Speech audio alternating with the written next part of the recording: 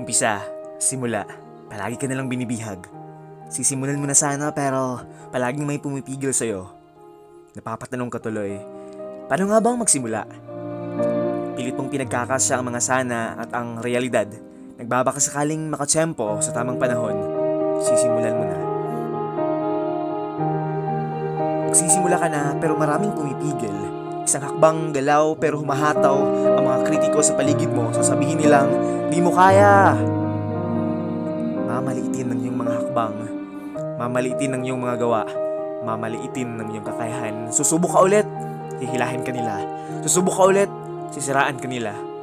Ang mga tao sa iyong paligid ang susi mo sa tagumpay.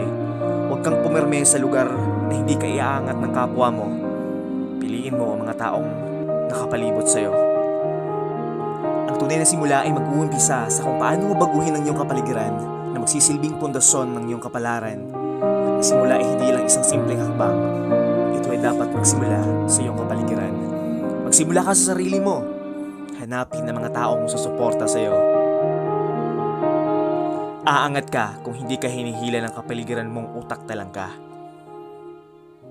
Tandaan, hindi mo kailangan ng suporta ng mundo. Kailangan mo lang ng kahit isang tao na maniniwala sa iyo at kapaligirang hahayaan kang sa sarili mo ay maging